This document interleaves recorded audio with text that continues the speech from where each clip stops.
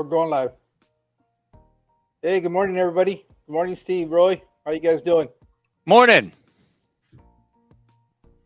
Buenos días. What's happening? Buenos tardes para allá. Oh, there you are. Yeah, no. I guess for those that are here with us, well, thank you for joining us. I know there's probably more people on their way over. Do you know of Jason's stream today? No, I was in a bubble, man. Work, You're always in a school. bubble. So yeah, I've been zoned out. I was on the couch I passed out with the laptop, bro. So it's probably why I'm lagging, because it's got the little lightning icon and about this much battery, because I was jamming out emails and stuff last night. Oh, okay. I just realized when you were talking about laptop and the battery going down, I'm looking at mine and it's getting there. There it is. You're welcome. Yeah, no, but anyways, I know last week we had started talking about substrates and as you were trying to explain to Roy right now, well, we kind of got into it. What it really boiled down to last week's conversation was to kind of state your purpose, what it is that you're trying to accomplish in your aquarium, which is really going to help you determine what kind of substrate to use. Because if all you're doing is, for example, setting a quarantine tank, there's no need to go out there and buy, some ADA soil or anything like that. But if you're trying to grow some nice plants and it's just going to be your own personal display tank, then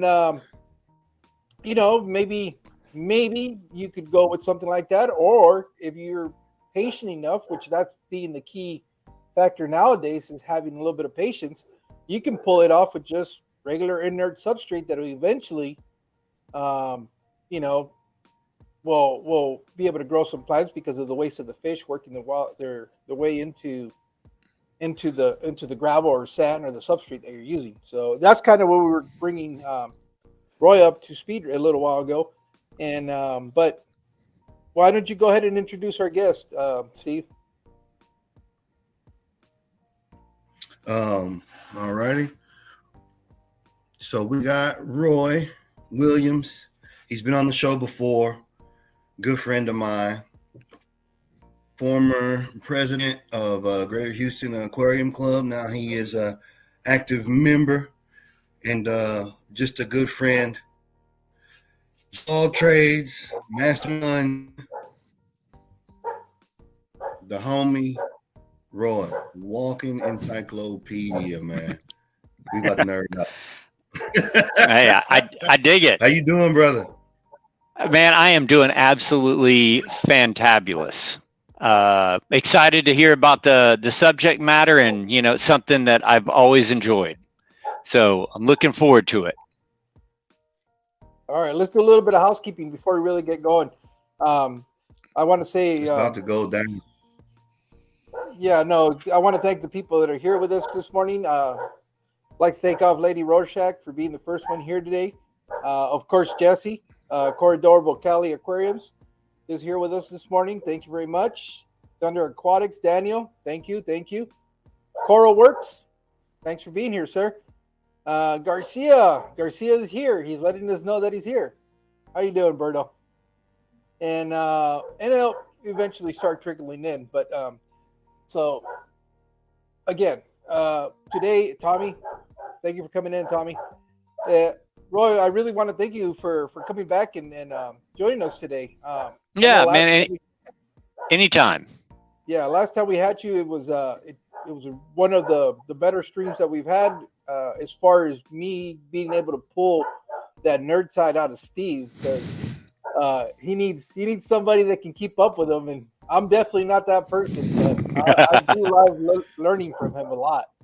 So, but it looks like Steve is looking like he's freezing up over there.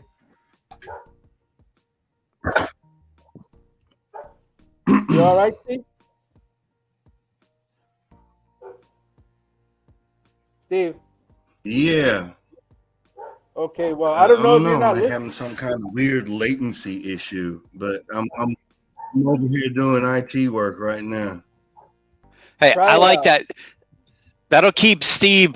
I can keep him in check. Yeah. That freezing up, that'll buffer him a bit.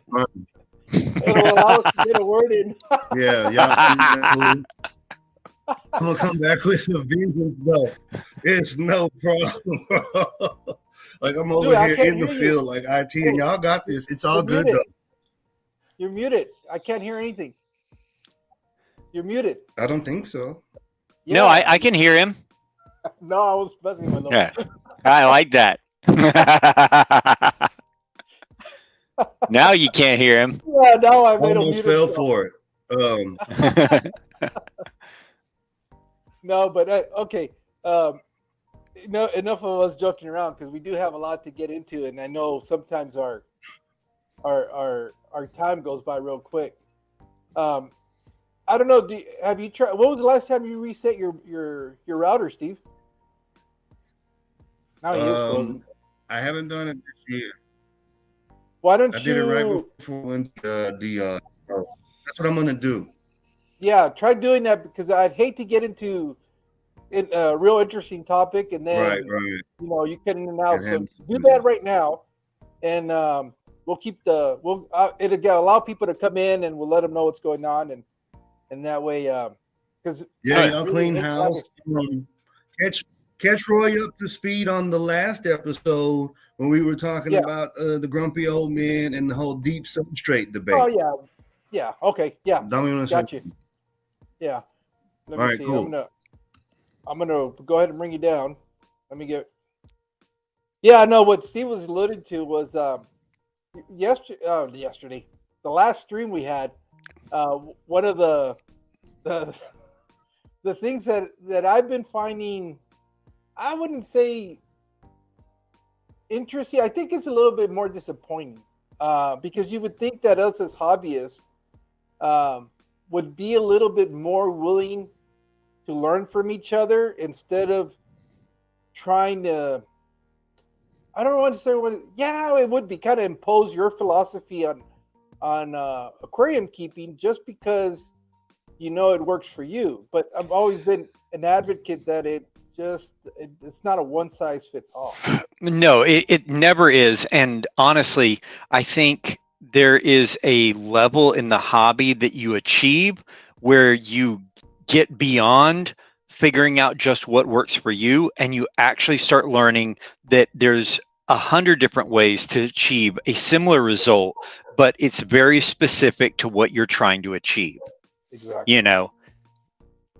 Yeah. And there's a lot of, dude, I've seen some really nice deep substrate, planted tanks that have gone for many years, and I've seen them crash out of the blue. And, I've seen some people succeed with a Wallstead planted tank, and some people it's always a nightmare. It goes nowhere and it frustrates them to no end. Yeah. And that was kind of where that was going last week. Cause one of the things that because I tend to follow a lot of people on YouTube because I'm always trying to learn and I'm always trying to find out. I kind of use my fish room as a sort of a lab. And what I mean by that is if I see somebody trying something different than I am and it's working for them, I'm always willing to try it in my fish room to see if it'll work for me. And what I've learned from that is it might not work exactly the way they're doing it, but there's some very good points that I can take away from that and incorporate it to what I'm doing. And that's what I really enjoy doing. And it seems like as of recent, the back and forth of trying to a way discredit each other has been Father Fish and Dr. Novak. And it's kind of petty because I was telling Steve, it kind of reminds me of watching Grumpy Old Men, the movie, because you got these two older gentlemen they're both having very good success in what they're doing. But they're still, just because of that, it doesn't mean that that's the way it has to be done. Oh, no. And honestly, I've come across, I had a a person wanting to come down and speak to our fish group, and he was really proud of the Tanganyikans that he bred, and he showed me his pictures of his tank, and dude, they were covered in cyanobacteria. I mean, dude, sheets, and I went, dude, I can see that it's working for you, but dude, all right. I mean, we're talking about 1 inch, 2 inch thick sheets of cyanobacteria on the bottom. I mean, it looked like a hot green mess. And I was like, I don't know if I'd be showing those pictures, but I mean, hey, it works for you. I'm not gonna to bang you for it, but yeah, it's every once in a while you'll get some really bizarre things, and sometimes you actually have to really think through what the result is that they're trying to achieve. I don't know. You remember like the old undergravel filters? Yes, that's what I Yeah. started with. All right. So those kind of died out in the hobby, right? Like you rarely see anybody running undergravels anymore. Well, they're effective. They're difficult to maintain, especially if you start getting into some cooler like reverse flow undergravels or stuff like that. But they have taken over the shrimp community like a storm because they've got such a little bioload, and they can put active substrate. It actually unifies it, and basically it runs like a top. So they've been like going away from sponge filters and going back to an undergravel filter. And I'm like, hey man, I'm glad to see that. Yeah, and that's what I was kind of alluding with that whole issue and controversy that I hate seeing, because oh yeah, both of those gentlemen have very valid points on what they're doing, and the reason I say that is because nonetheless, this is a deep substrate tank right behind me, and on the other end over here I have one of those undergravel plenums, and they both do well. But what I've learned from this system is that there's every tank goes through an algae period. And with deep substrate, what I found personally was I had a longer hair algae period and blackbeard algae than I've had with the plenum. That's really the major difference. If I had to pick one thing to say what's the difference between the both of them is the duration of that algae period. And it seems like for me personally, the plenums have given me less trouble. The biggest algae issues that I do have is that green spot algae on the glass, and that's really easy. That's an easy fix. Oh yeah. I mean, dude, hey, a little bit of elbow grease, and dude, it'll take care of it. Yeah. Hey, Steve, are you back? Oh no, he's still muted. Hopefully he'll see. Can I? No, I can't unmute him. Yeah, no, he's back, but he's still muted, so he's probably still working out some issues. Let me go ahead, sir. Go ahead, Roy. But yeah, I mean, honestly, you can get into, some interesting setups. I mean, I did a saltwater nano planted aquarium, and that one had the most challenges. Saltwater plant. What kind of plants were you using then? If it wasn't mangroves, mangroves and macroalgae. Oh, okay. So I was doing all mangroves, like coming up out of the rear. So it had a big substrate layer, and I had to bang in nitrates. Like, did mangroves really want it rich? Oh, okay. Yeah, no, I've been telling Steve that kind of like a troll tank that I've always dreamt about doing was a saltwater molly tank, because everybody says you need to get a saltwater tank, and I've thought about it. Late to the party, bro. Do it. Yeah, dude, do it. Steve, is the only reason, the way I would do it is if I can set it up and make it look exactly like a freshwater tank, but it'll be a saltwater tank. The issue there is all my tanks are planted, and I can't, like, if I could find something that looked like a Vallisneria that would tolerate 100% salt, or full marine, then I would eelgrass. Oh, eelgrass. Okay. Yeah. You can Yep, you can it'll do it. grab I you. mean, And honestly, that's a type of I valve, low key. yep. We can do this. Yeah, eel grab. We can do this.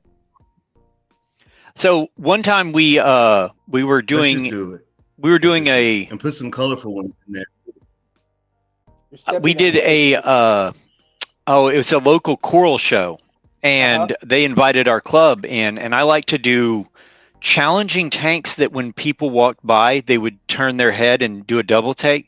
So I did a really nice, I lay out a really nice coral, and I put a whole mess of male guppies in there. Okay. So full saltwater coral tank with gorgeous guppies, these like highly bred guppies. And I kid you not, I had a line of people asking me where I could buy those magic guppies.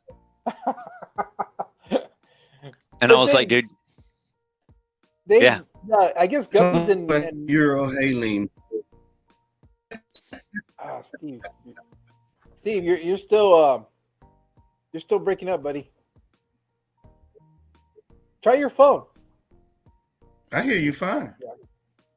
I know. I think I could the try my issue is phone. not on. Yeah, I hear you just fine. Yeah, we're No, having a hard time hearing you. Yeah. You're buffering Okay. really bad. What was that? That character Max Headroom from the. Yeah. That's what he was, kind of glitching all the way through. Oh, gee. Hello, Eduardo. Hello. See who else we had in here. We had Glass Box Swimmers. Thank you for being here. I think that's Ethan, if I'm not mistaken. Let's see who else. We're working. Oh man. Oh, Jeffrey Watts is here. Thank you, Jeffrey, for being here. I already said hello to Tommy, I believe. And I think that kind of brings us up to everybody else that's coming in. I really would hate for Steve not to be able to swim Right. with us. But yeah, you get into like a lot of the most of the poecilids are Eurohaline to some form or another. And I mean, the largest ones are almost entirely brackish in salt. When you get into like the larger four eyes, Okay. I mean, four-eyed fish, dude, you're talking about, some, anableps. The anableps can hit, 10 to 12 inches? Oh, okay. Yeah, I mean- didn't know that they could get that big. Oh, yeah. Yeah, they get really big. Usually I have a hard time finding a tank large enough to host them, but they're really cool fish, and they make live bears, even like normal live bears, seem complicated because they're actually either right-handed or left-handed, and the females are right-handed or left-handed. So you have to have a left-handed male with a right-handed female. If the two have the same like orientation of the fins, they can't actually breed. Oh, wow, that's interesting. Hey, they're asking me, Roy, where on social media can we find you so we can drop your links? I'm active over at the Greater Houston Aquarium Club. I think that we have a whole bunch of my lectures on YouTube under the Greater Houston Aquarium Club, but I'd have to send you guys links. Okay. Because let me there's do some quite a few hunting. people that would be interested in having access to your link. Hey, Steve, I don't know what you did, but the video feed is way better. Oh yeah, But you're muted. You're muted. but you're muted. All There right. you go. Oh, perfect. All right. Business. Great. Gucci dig it. and I.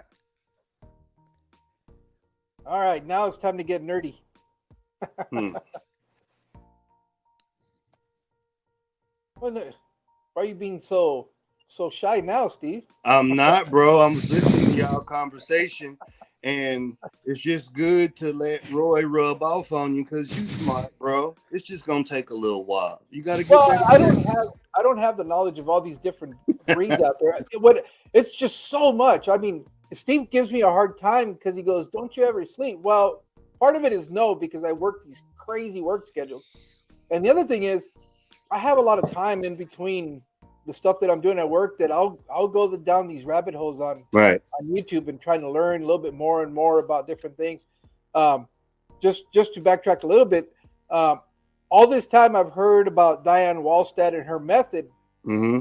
but I had never really listened to her explain what her method was. I've always Right. heard it through secondhand information and experience from others people, but it was so fascinating to hear her talk about it because even she was quick to tell you that that's not the end all solve all of methods for growing Right. out, and it really only, in her opinion, was well suited for lake fish, not river fish, because Hmm. Oh yeah. there is no water movement. Oh And yeah. Bueno, Jorge, permiso. ¿Puedes bajar eso solo un poquito? what? The ambience. Oh, the water noise. No, the music. Oh, okay. Well, that's what. All right. Let's see. So Just get rid of it. so have you ever actually gotten a chance to read her book? No. Oh, dude, yeah, dude, you need to order a copy of that Do you book. have That is a good Kindle or what you call it? Because I can send it to you like as we speak right now on the computer. Yeah, no, I have that audiobook, or what is it You called? got The Audible. what's that thing called, Roy? Audible. You got Yeah. Audible? Audible. I can send it to you. I got it. I got the digital copy with the pictures and stuff. I got the e-reader, and I think I got the Audible one too. Well, I'm sure if I look hard enough online, there's But you can get the real. It's not bootleg. I can gift it. I think with Audible, I can give it to like 3 people for free, and then I gotta pay. So you good? I already gave it away to a couple times, so you good? okay. I got Yeah, it. it's a great read. Honestly, like, it's very scientific for what it is. I dove into it and yeah, I mean, yeah. I remember reading the old books, and they were all in Latin, and that's how I really Mm-hmm. developed my understanding of how all these fish were related. I Mm-hmm. began to see, chains and learning genuses and groupings and families that, yeah, you start getting it down and you're like, okay, well, that makes sense. Now all of a sudden, We look.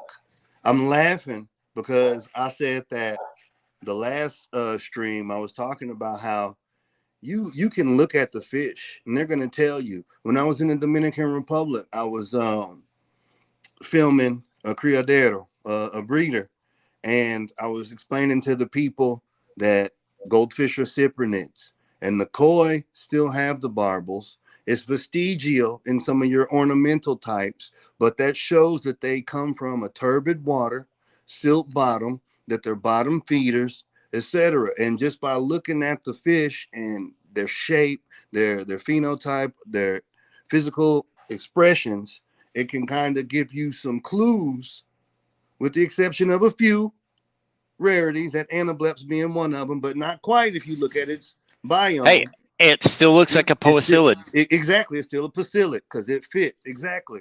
And I was talking about that's what it is, right? So you get the internet, right? What you just got through saying is very important because we did used to read, Roy, Oh yeah. and we had context. You remember, we old as hell, but I'm not as old as y'all. But they used to teach context clues and comprehension in Oh school. yeah. It was an aptitude metric. And Eduardo, he's a teacher. Jorge used to teach. I don't know if they still do it now, but I haven't. My son hasn't. When I help them, they don't show that it's in the Hey, curriculum. one But of the one of the things that I oftentimes, whenever I'm teaching somebody that's, that I'm training up at work or something, dude, I start going through, dude, just knowing the names of how to describe the fish and the fish parts. right. What is a caudal peduncle? What is an adipose fin? What is an You know, operculum? yeah, what species, if you happen to see a fish that had a spine on an adipose fin, there's only so many fish that have like an actual hard ray on an adipose fin. So you've eliminated 95, 98% of the fish already just by being able to identify exactly what that is. Exactly. Well, I think it's intimidating, Roy, because I'm gonna just say it. The internet for clout, y'all. And these cats, people put their ego on their shit. Me, I'm just a nerd for real. Like I really Hey, genuinely enjoy this stuff. hey, I You actually know, have a fish biology book, dude, that I just sit and read. me, that's me. That's me. I mean, like you call it what you want to, but this is my Saturday right here, baby. Oh You yeah. know, Yeah, and I mean, like hey, I will dive into a Portuguese tributary like listing of a collection trip and go through exactly what they caught. And I don't read and write Portuguese, but I can read and write Latin. right. You see, and then like I said, see, because like you in my head, but I get papers in my email, different abstracts, because they look. This is what I'm suggesting to you guys, the viewers. Go and subscribe to a periodical of research papers and get the sign up. They'll send them to your email, Oh yeah. and sometimes most of the time it's free. Or if you are in school, you can use the college code, or you can pay a minimal fee. Get the papers, read the abstracts, read these Yeah. researches and studies. You can download the PDF for free, or you can just look at it on the Google if you don't want to spend no money, you know. And I suggest you do that. Here, I'm gonna give y'all ResearchGate is amazing. Oh yeah. Subscribe to research, go to researchgate.com and subscribe to it. I'm pretty sure it's open to civilians. And And don't be scared. don't You be know, exactly honestly, dude, don't go be out there and scared. get it. What's another good one, Roy? Fish base is good. Fish base is good. It just depends Entry on, level. on what you like. Honestly, I think that if I were going to go and I wanted to send somebody that was an introductory, did really getting familiar with Seriously Fish. Seriously, fish Seriously is good. Fish is an amazing site and one that everyone should be familiar with. Mm-hmm. They're going to give you accurate information. Planet Catfish Planet is catfish really is good. good. Batman's fish is good for beginners. Yep. What there's an Australian rainbow fish site that has probably one of the best on Australian You rainbows. know, you're There's so right. another site that does an amazing work on Danios and Let me see how I got Danionids. that link. Man, I went and deleted bookmarks last night, Roy, because when I did the tank with the Pseudomugil, seeing dorsalis, I Hmm. was on, and then I don't remember what year it was, but me and you spent the better part of about, I don't know, 6 months going back and forth because I was getting all these bycatch when they went through the micro and the Barreras, that whole Barreras clade. And I was Oh yeah. collecting look, y'all, I was collecting these damn things like Pokemon, Oh every yeah. one. And there's 10 of them. Oh There might yeah. be 11 now. Yeah, because I mean, honestly, what the smallest is Europhthalmonoids. Urethalm, yes. Yeah, Thalmoides. Thalmoides, yes. Yep. I had Phoenix. I had them all. Oh yeah. Minus like that number 11 that they're trying to look, because it's like, hey, I'm a researcher. I've been out here getting bit by leeches and mosquitoes. I want my name on it. So it would be the difference between a phenotype, a type locale, and them spending the money to do the DNA testing to check the genomes, but then what are they going to base it up against? Because we're still in uncharted territory, as you know what I'm saying. So they Yeah. pick a clay to throw it into. Yeah, But we know what clade it probably gets right, tossed into. I mean, right, or otherwise they end up in basically your what is that? That is it's the Latin name for dumping bin like like hemogrammus. yeah, That's a Incertiacite, which is like the old cyclosoma group. right. Now, Basically, don't they get me on know that. that it's a Central American cichlid, Right. and everybody just sticks them in cyclosoma, but no one had ever decided to dive in and figure out how to break up cyclosoma. It That's needs to be funny broken up. because that's the research papers I'm reading now is on the chrono heroes, all those the umbies, all those over there in Central America that they're showing the diversity of them. I'm reading a research paper on the festive, Yeah. that whole clade. There's a few cool ones. I don't keep cichlids, but I love them. You know what I'm saying? I mean, I got convicts and stuff, but Oh yeah. I'm doing some researchgate.com, y'all. And Yeah. I don't know if let me see how I can share a link. I don't want nobody to get on my thing. Here, let's see here. I'm gonna put this link, and it's a link to a paper, and I think you guys will dig it. But Yeah, and it's really about go ahead. Yeah, I'm elevating gonna do it. yourself to challenge yourself to comprehend and to work at that next level. You know, it's fun to kind of just be at a hobby level, but look, you know, you think, well, only these college kids can do something like that. And you're like, no, dude, that ain't right. That ain't That right. ain't right. No, dude. Hey, look at me and Steve. Man, me Hey. and Steve, we can bat it out the park. And dude, I know that I myself, dude, you know, I've got 3 or 4 college courses under my belt, and that's it. You can figure it out. I already know what time it is. Look, as you talking, I'm preaching to myself, so I might as well share it with y'all. Look, everybody stuck to their phone. Everybody got a supercomputer in their pocket. For real. The same amount of time, and we can look, be honest with yourself, do a self-inventory, right? If you good on YouTube, Instagram, TikTok, anything, by the time you get to scrolling those reels and shit, you can lose hours, literal hours in a day, just looking at TikToks or YouTube reels or Facebook posts, whatever. That same amount of time is when I'm reading those research papers.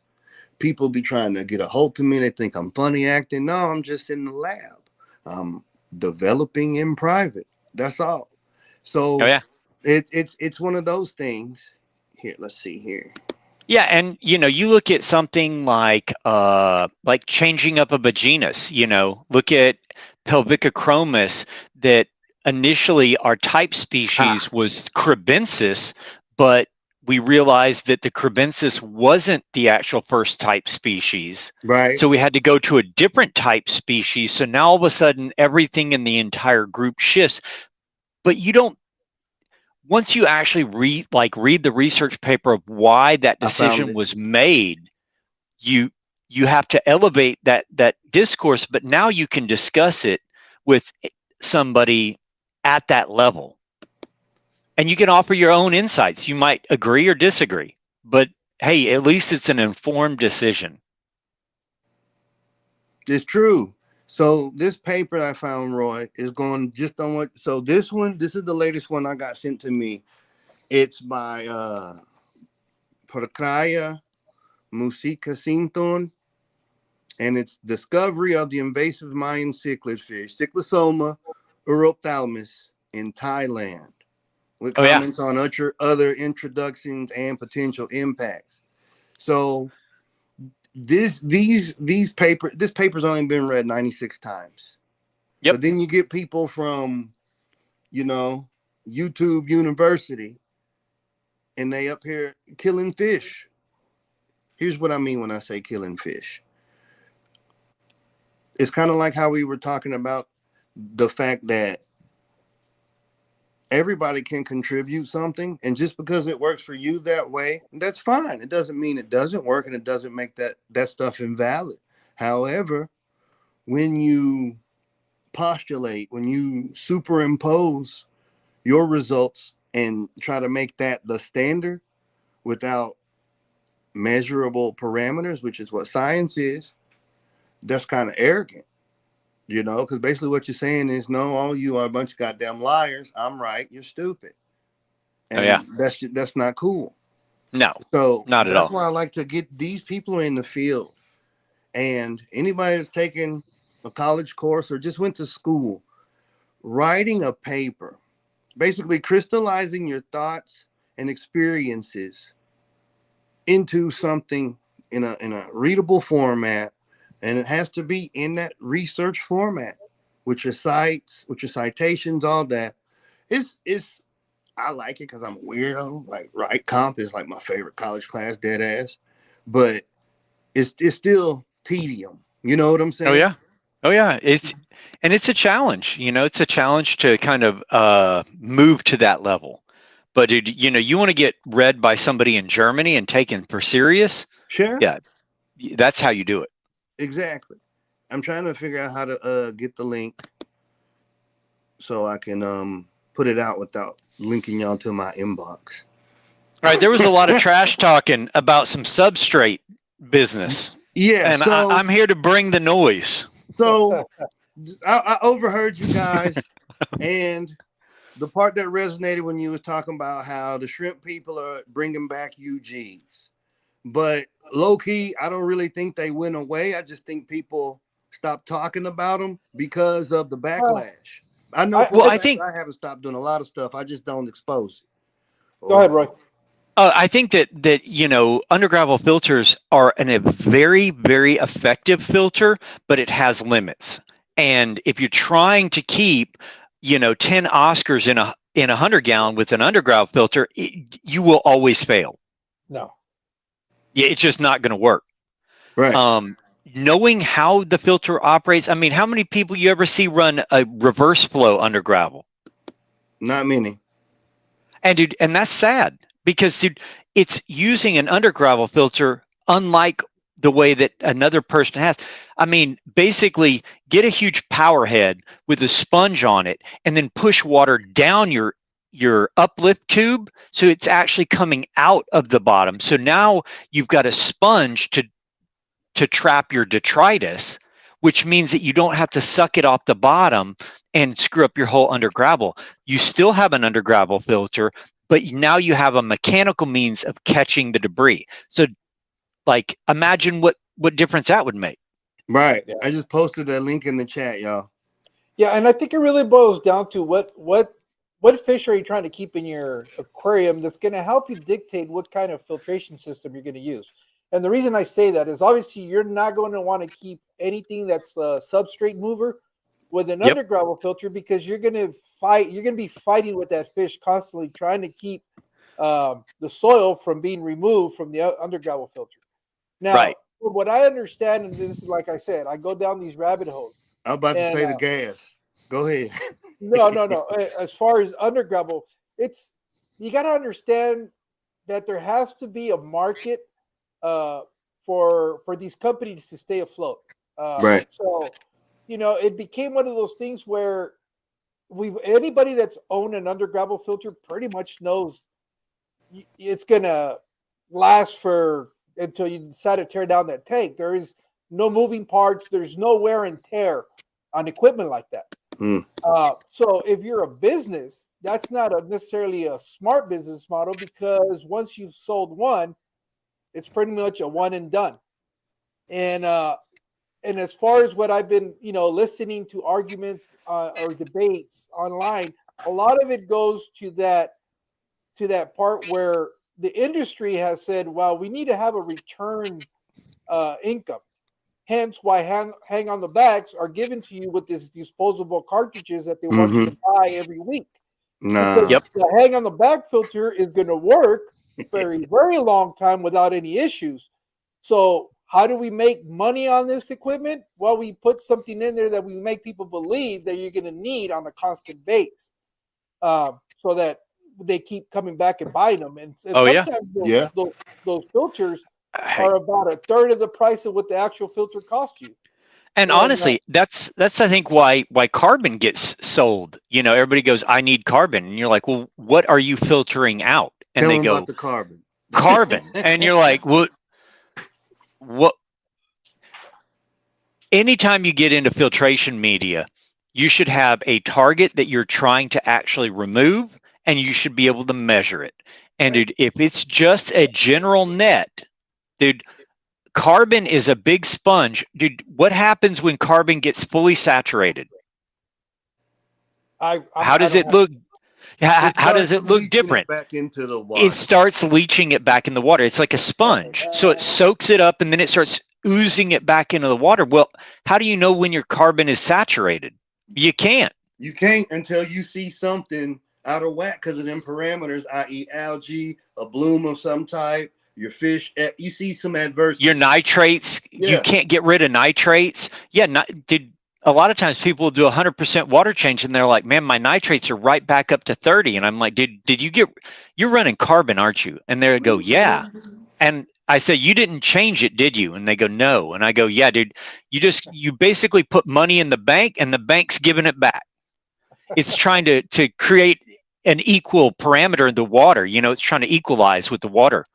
That's where your nitrates are. So get rid of that carbon. I mean, it's not bad in the initial stages because it can buffer an ammonia or nitrite bump. But once you're past that initial stage, after 3-4 months, unless you're pulling out a medication, I don't see any reason to be running carbon. Mm-hmm. Yeah, and I think also the time that I find carbon somewhat appropriate to use, in my opinion, or when I use it is when I medicate a tank. Right. Yeah. Get rid of it. Right. And then I just, exactly. Once I'm done with that, I'll remove it, and then Oh yeah. Whereas a filtration media like Purigen, you see it actually go from white to a dark color, and then you can actually recharge it. Yeah, if you're not running Purigen, run Purigen. Yeah, hands down, dude. It does the job. Watch, if you in here, you heard it. That's number like 86. Run Purigen if you ain't running Purigen. It's worth it. Yeah, it is worth it. And dude, you can recharge it because you basically put it into bleach, then you put it into a little C-Chem Prime. Dude, you can put it right back in the filter. Put it right back in there. And dude, I can usually recharge it about 8-10 times before I really need to change it out. So it's pricey, but dude, tell you what, it makes a difference, man. It makes that water that you think looks amazing, it makes it look like glass. Yep.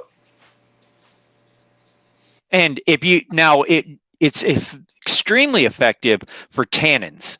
If you've got tannins, that is the thing to get rid of tannins. Now, you trying to run a black water tank, probably not the best thing to put in the filter. Yeah. Dude, be smarter than your equipment. Yeah. And going back to that whole substrate stuff, there was me and Steve were going back and forth during the week because he was trying to explain to me how the water in Texas is supposedly holy water, and that's the only water that people should have. But no BS, dude. I was explaining to him the same thing that I was explaining to you. Hold, I was looking for my charger.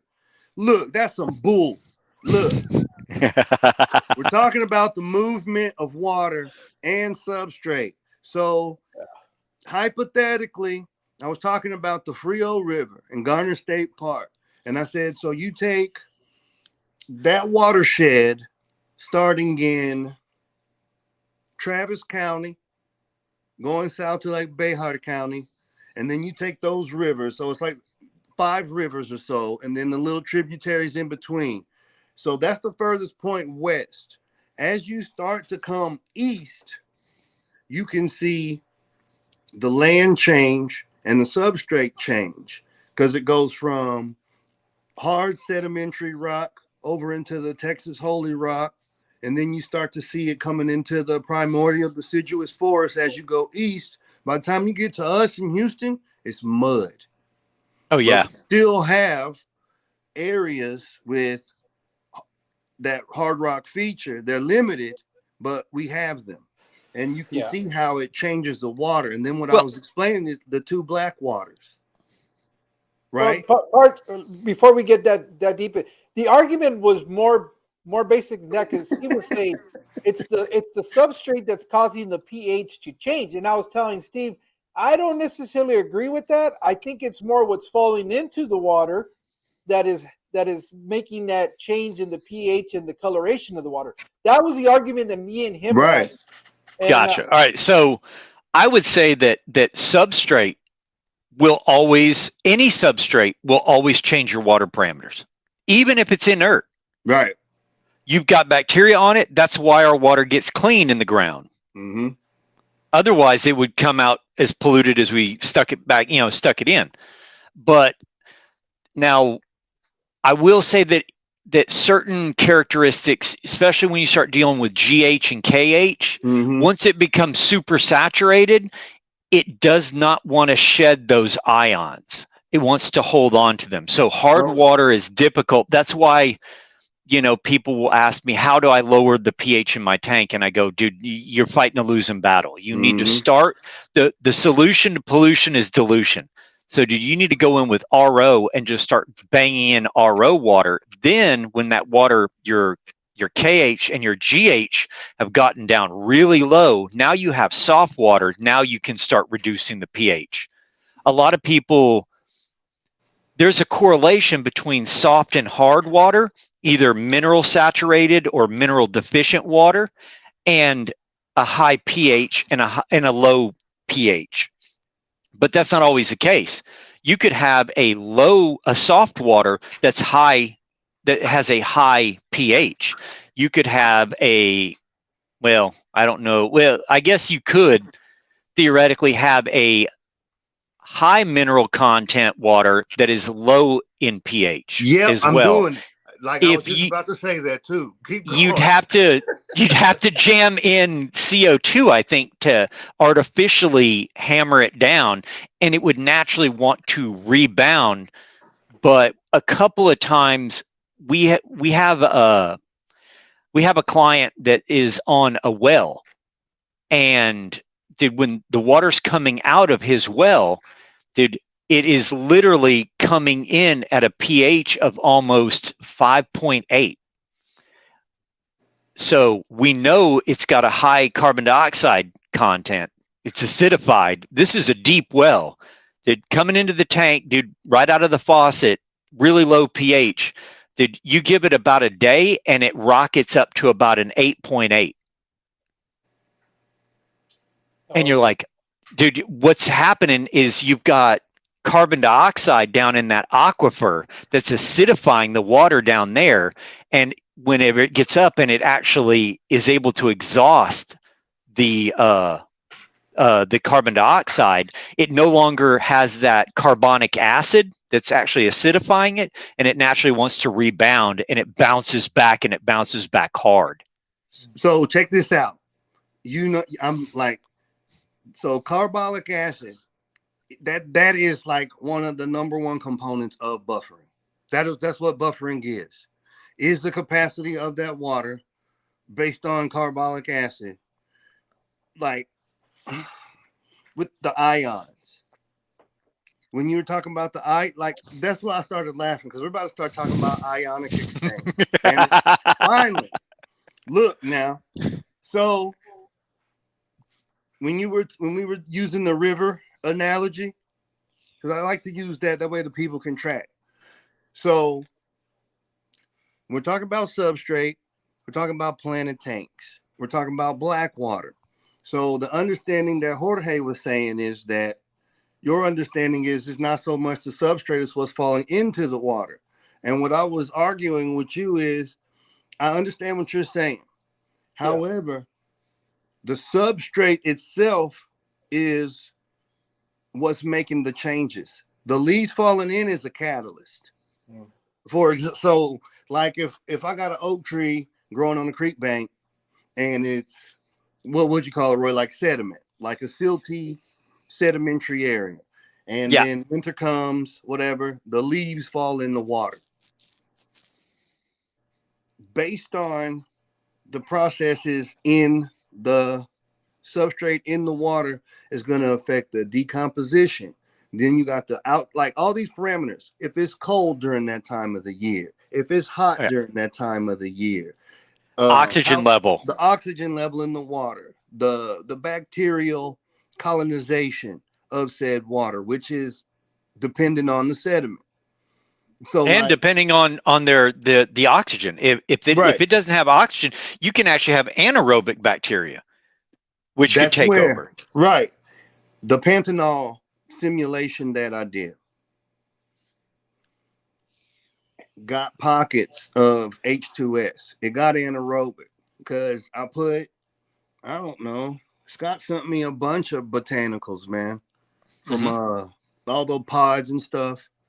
And I had like I don't know, about a 2-inch layer of botanicals. You know what I'm saying? Yep. And it started making pockets. And when you were talking about the reverse UG and Jorge, you were talking about you're not gonna put fish in there that's gonna mess with it. Started laughing because the Corridora pygmaeus and the Corridora hesperosus, those little bastards ago, and they were living their best life in there, man, because it was like Nat Geo. They would get in those leaves and go to digging and rooting, and they hit a gas pocket, and I'd come in there, and it would be sporadic deaths in my tank, and I was like, whoa, huh.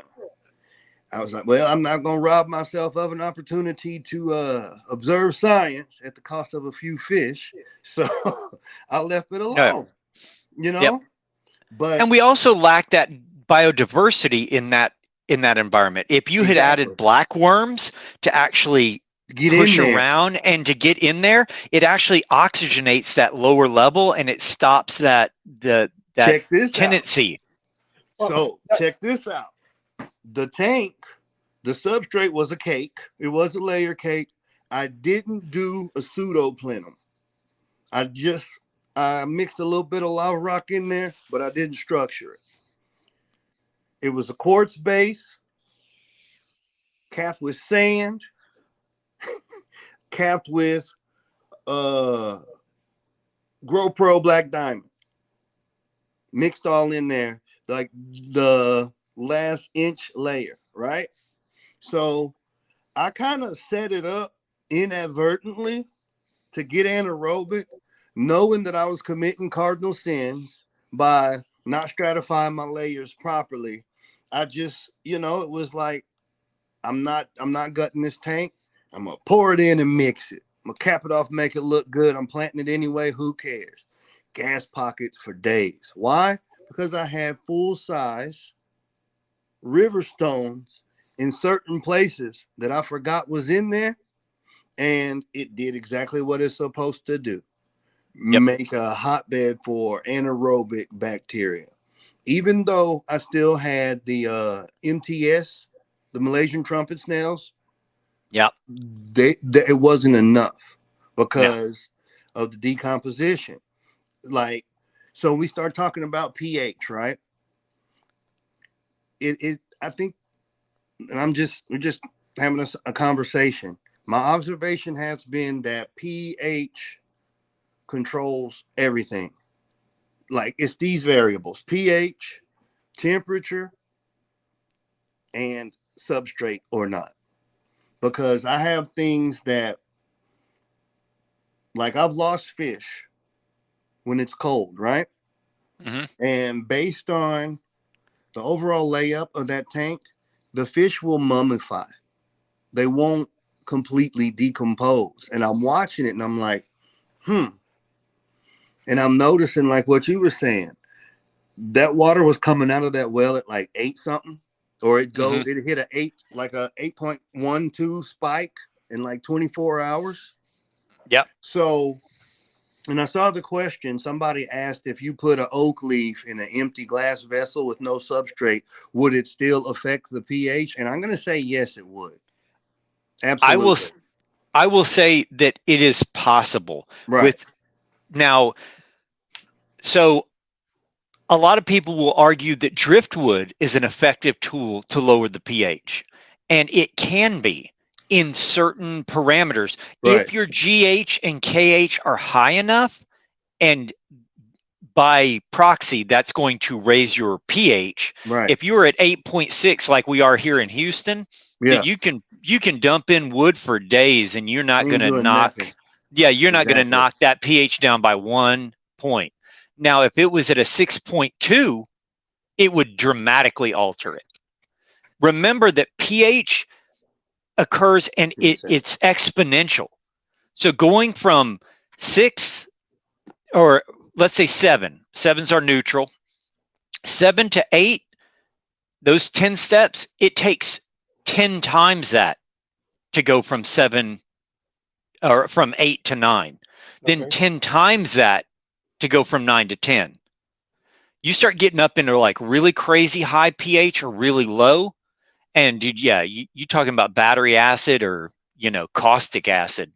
I mean, I've seen some 12.5s, and it's amazing to see that fish live in that. And I ran it down to about a 3 to a 4.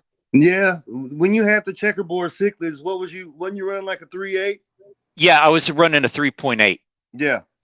Houston is probably one of the only places where I've been able to tank, and you can run a black water. You can run a full black water setup and still have hard water stains on your glass. No BS. Yeah. You still have mineral stains on your tank. And Yeah, I had to use RO only for that tank. I was only using distilled. But to go to what you were saying earlier, Steve, like that water. Imagine, have you guys ever dealt with old tank syndrome? Yeah, Not yet. I do. Yeah, my Okay. 55 expired. I was explaining that in a video one time of your substrate can expire. Well, okay. So let's take a tank like 55 gallon with a 2 Oscars. Yeah. And dude, all he does is just keeps adding water, and he doesn't do a single water change for 3-4 years. Yep.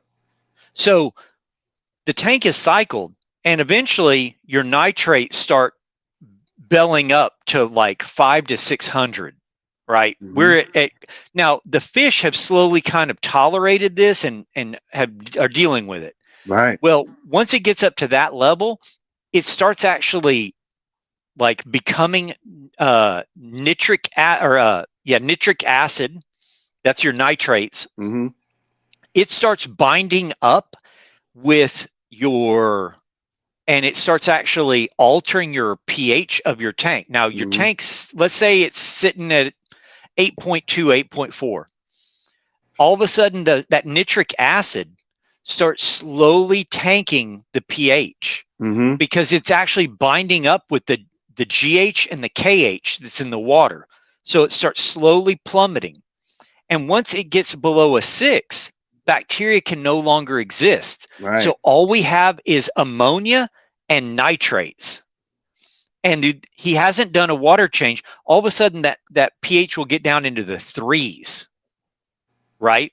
Mm-hmm. And once it actually gets into the 3s, they start adding new fish, and they go, man, every fish I put in here just dies. And they're like, well, yeah, sure. There's no way. They're shocked by the abysmal water quality that you got going. So, and then they go, well, how do I fix it? Because whenever you do a test, you're actually seeing ammonium, which is actually what it has become, because now it can't even process because there's no bacteria in the chain. It's killed them all. Right. So you've got ammonia and you've got nitrates. And they say, well, so do I do a huge water change? And if you were to do, let's say, a 50% water change, it would actually spike the pH, and it would spike your ammonia, and it would become toxic ammonia instead of ammonium, and you'd shock that tank to death.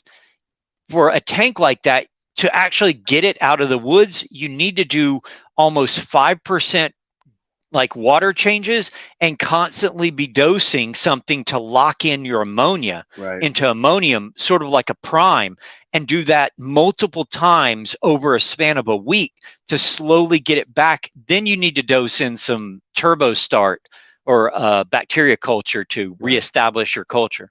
See, so that was a good example of how it actually kills fish. Because everybody, hey, let me go grab something right fast. I got something I want to show y'all. Because me and George are arguing. All right, cool. Hold up, I got it right here. Hey, I dig it. So check this out. So look, this is what I use, y'all. You don't look. I'm not trying to say nothing like that, but yeah, you are. Yeah, I am. Look, go get this. That's all you need.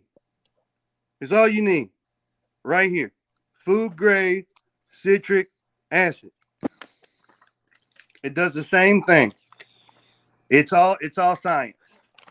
Yep. This stuff right here, a teaspoon in 1 gallon of water, and it's safe to put in any aquarium. This does it right here.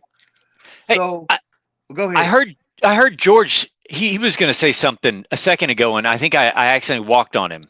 No, that's fine. No, what I was getting at as far as this was going back to the pockets of gas and the argument that I was having with Steve that said I noticed that I get those pockets when I set up the deep substrate versus a plenum. But my deep substrates, even though they gas off periodically, I've never killed any of my fish. And that was the argument I was having with Steve that I go, it's not, I don't know why in my case, it's either because it's very little or whatever, but I've seen it bubble. I've seen the bubbles come off the substrate and everything's fine. So I've never experienced that. And I know it does happen because I've heard other people have that same experience where they say they call the tank gassed off and killed all their fishes. See, Roy just explained it. Look, meter, because I was running a Pantanal simulation. See what I'm saying? Yeah. So on top of running the black water, I had reduced pH, but my GH and KH were thrown off. And if y'all go watch that series, I'm always on there bitching about the GH and the KH of that. It was a fun experiment. So it make when those cories would hit them gas pockets like that, the gas will bubble. But what it does is it would get trapped in all that moam and stuff. Yep. And you're actually dealing with that. You're making that sulfur. Yeah. Because sulfur is usually H2S. Yeah, that H2S, that's what when you talk about swamp gas, that's what it is. That smell of a swamp, dude, that's what you're smelling. You're smelling that sulfur because that's a clear sign that you're dealing with anaerobic bacteria, not aerobic. So if you're not smelling that swamp gas in the tank that's bubbling, then you're probably dealing with something completely different than H2S. So it's just probably air pockets that were trapped under the exactly, or it could just simply be like air that's kind of from its respiration process overnight or days or weeks, you're building up like little pockets of carbon dioxide that the roots or the bacteria are producing, and then it bubbles up. Well, like you work with water, Jorge, but like here in the country, you got people that got horses, they got cows, so they'll build stock tanks. And it's just a big ass pond, but it is a phenomenon where those ponds will flip. And that's exactly what's happening. It's not H2S though. It's because of the temperature change and all the natural processes going on in that pond. And it's all that CO2, and it'll just it'll just bubble up and it'll flip the pond, and it looks like, I don't know, chocolate milk with honestly, vomit in it. If you do deal with H2S, another good item to get on a tank that you're having problems with H2S is a couple of those little bitty computer fans, because H2S is actually heavier than air. So if you've got a lip on your tank, it will actually settle right at the surface, and it will actually basically kill off any ability for oxygen to get in. It's an invisible barrier that's sitting on top of your tank. Yeah. It's funny that you were saying that about the lakes turning over. I know a little bit about it because when I was living in the Imperial Valley, we have the Salton Sea, which it's just basically a lake that's down there, and every so often we have that lake do that inversion that you're talking about, and it kills off all the tilapia that are in there. Damn. And it's pretty bad because you could see where all the banks get saturated with all these fish that were living in there, and then you get that decomposing smell. That smell, depending on where in the valley you're sitting, and that wind starts picking up. You're hating life for a while. But I know. And now, from what I understood, that what was happening is when that water starts rotating, it starts creating a current. It picks up all that waste that's at the bottom of the lake, starts bringing it up into the water column. Well, as the sun's hitting down on that, it's really expediting the growth of algae There you go. that's within the water, and it's sucking up all the oxygen. Right. Yep. And that's what's killing the fish. Right. Yep. Well, you get red tide down That's here, what I and was about to say, 'cause the we have a die-off- hard time, Right. you know, and it's actually dinoflagellates that are I know. Yeah. basically sucking up all the oxygen and it depletes the oxygen. Saltwater actually has less buffer than freshwater. Freshwater has almost double the oxygen saturation that saltwater can have. Saltwater is, you're running on a razor's edge all the time. Can we answer this question real quick, Roy? Yeah, I was Yeah. gonna say, I don't think it does. What's that? So She's the question is, if they're Prime asking, Roy, do you know of any products that bind ammonia, like Prime, interfere with the nitrogen cycle? No, they shouldn't interfere with the nitrogen cycle, because what it's doing, a lot of your bacteria, your nitrosomus bacteria, that's all gram negative, that actually processes over ammonia into nitrites and then nitrites into nitrates. It doesn't recognize the difference between ammonia and ammonium, Right. which is determined by your temperature and your pH, but CChem Prime is able to do it via another component. But basically, it's forming it into ammonia, which would be a safe version, and then you have toxic ammonia, NH4 and NH3, I think. Right. Yeah, it's 3 and 4. It's all but- one ion, and that was going back into the ionization process again. I think NH1, NH3 is unionized, NH4 is ionized. Yeah, something like that. Why it's not toxic. I can't remember the shit, but one of them is ionized, one of them's unionized, and the ionization is your factor that determines toxicity in that ammonia. And go ahead. But as far as ammonium, your bacteria can process it just the same. And your plants can actually uptake ammonium in a low pH. Whenever you are below a 6 pH, there is no bacteria cycle. Right. There is no cycle. You're only dealing with ammonium, but it can never get toxic. So check this out. This goes back into the ionic exchange part in the growing plants in a black water tank based on substrate. So going off of what Roy just said, so you're going to run a black water tank, so because you want to go get you some Sphaerichthys, Garamis or something and do something cool. All right.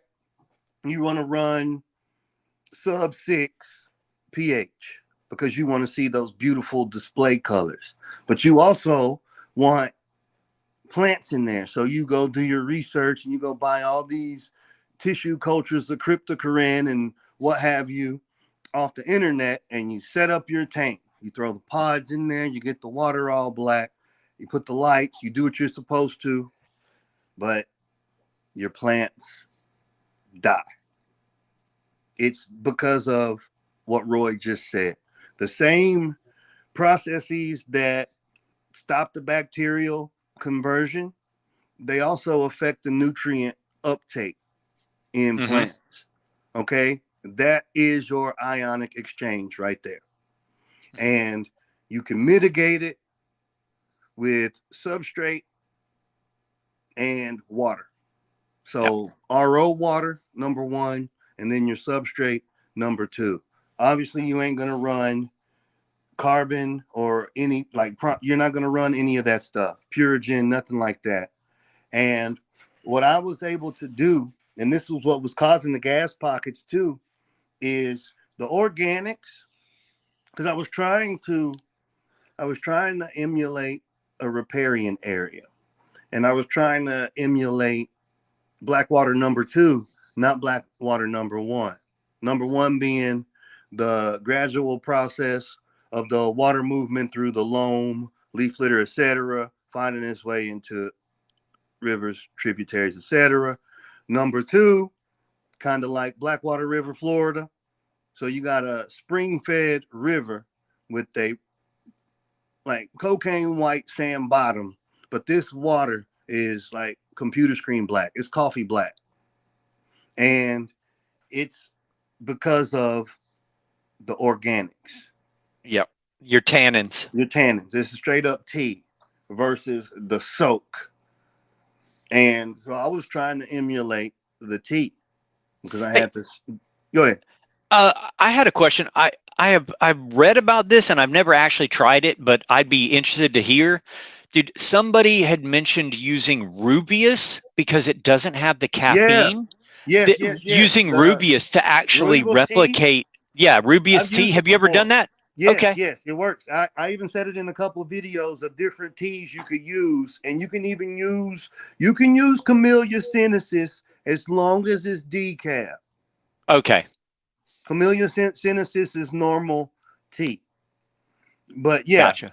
Just wondered. I don't know why it came to my mind, but it did. And for y'all that don't drink tea, Rubius tea is spelled Rooibos, but it's South African. It's an Afrikaner word, but it's a South African bush. Oftentimes they'll call it red tea. Red tea, yeah. They make it's a really good tea. It's good for you. It's got all kinds of beneficial health properties. But yes, you can absolutely use it. It makes a really nice, what I like to call that a root beer stain.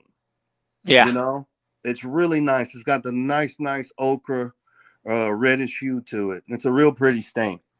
But that's basically it right there with the ionic exchange and the bacteria. Kind of going into it, Roy, if you can, piggyback me on this of how it actually the way it kills aquatic organisms is in fish, it binds the hemoglobin in their gills, and they're no longer able to produce the hemoglobin, which carries oxygen to their bloodstream, and that's what offs them, and that's what makes ammonia toxic, and that's all going off of ionization, which is connected to your buffering capacity, which is your carbolic acid, which is back connected to your pH, all of it fed by your substrate. Yeah. Then and you go to your parameters. And knowing your parameters. Dude, know your parameters and know your target and know how to manipulate them. I always tell people whenever they start talking about a soft water tank, when you want to get into a low pH soft water tank, you need to know what you're looking for, where your numbers are supposed to be, and how to manipulate those, because you can get into some really crazy water if you go, I want to breed neon tetras and I'm going to just start lowering my pH, and you just start dumping in hydrochloric acid in your water. Your pH will fall, but it's every time it's going to start hammering and rebounding back. Exactly. This is why it's not a good idea to run a high-tech planted tank inside of really hard water. Right. Because every time you're only running carbon dioxide during your photo period. So at night you usually turn it off. So it's got a little relay that kicks it off. That's a good point you bringing up. So every night, all of a sudden, that pH is rebounding up to 8.8, and then during the day, it's dropping down to 6.2. Dude, this is that yo-yo that your fish are feeling every day. You need to be able to lower that regularly, and the way to lower it would be to utilize and basically either mix or remineralize RO water, to your desired parameter. And see, it's good. These are the substantial conversations that I like to have, because this is the meat right here. And this is what helps dispel the social media and the misinformation. This is all stuff that we've done and we've experienced. So last episode of the dirt episode, I was talking about CO2 saturation and how, say your CO2 saturation monitor goes out. Well, you should be able to do the math and based off of your pH and your temperature, be able to tell what your CO2 saturation is. And doing it on pen and paper is actually pretty damn accurate. Oh yeah, no doubt. And honestly, CO2 is only going to become so saturated in water before it starts off-gassing. You're constantly playing a game of you injecting at a rate that's going to achieve your saturation point, that's a general saturation point in your water column. I mean, at some point, it will always try to exhaust. Water cannot hold it. That's why plants grow so well in, like, if you look at like HC, baby dwarf, hemianthus. If you're trying to keep calyctroides, I had a brain for. I got you, G. Yeah, hemianthus calyctroides. Yeah. If you're trying to keep HC in a low tech tank, your CO2 levels are never saturated enough to keep it alive and thriving. You know, you would have to get just the right balance, and even then it would be tricky. See, but so in a high-tech tank, you can achieve that better because you can actually jam down your carbon dioxide saturation to the point where they like it. Right. So those plants have evolved, and it's so awesome you brought this point up. Mia Watts was talking about this, and I was like, man, I really didn't lose a lot of plants in the low tubs over the winter and some stuff outside. I was like, doing real nice, man. Like polysperma's doing great. Most of the aeroids did pretty good. And talking about the atmospheric CO2 advantage, right? So those plants are growing in about 6 inches of water, if that, getting blasted by full sun, and you don't see algae. The only places you see algae is going to be on the edge and the margins, because those plants are uptaking, they're converting those nutrients so fast that the algae, it can't keep up. It's out competing. Yeah, exactly. It's out competing your algae. The algae's feeding off of, so the edge is going to be the area that's going to get disturbed first, thusly making the suspended nutrients in that water column, that's free available nutrients. The algae being a simple form that it is, it can uptake that faster. The plants that don't get disturbed, they're pumping, they're juicing. So like that concept needs to be understood when y'all go to, spend all this money, you want to take a tank, or everybody's always asking me, well, how do I get my Rotella carpet? And I'm like, well, you need to understand the natural growing habit of said plant before you go trying to emulate a picture on the internet. That's going to tell you how much work you got to do and overall how you need to set it up. If you want something like Rotella, Luigi, or something like that to carpet, get ready to trim. You're going to be cutting a lot. Yep. You're going to be doing a lot of cutting. You're going to be the lawnmower. And with that in mind, plan your tank. Plan the size of the tank. Plan the layout and dimensions of the tank. You want something that's long and low, or do you want a higher tank? You got to be able to get in there and move. Think about the light penetration, stuff like that. And you need to give it everything that plant could ever want. So you want to overdose on your ferts. You want to give it as much CO2 as it can take, and you want to give it as much light as it can take, because any one of those is going to limit. If it has all the light in the world and it has, the perfect substrate, but it doesn't have, one of those factors, no ferts, it can't grow. Right. So going back to substrate real quick, Roy, check this out. Go ahead. We started the beginning of this 2-part series with reading the textbook definition of substrate. Yeah. What substrate really means, what it is.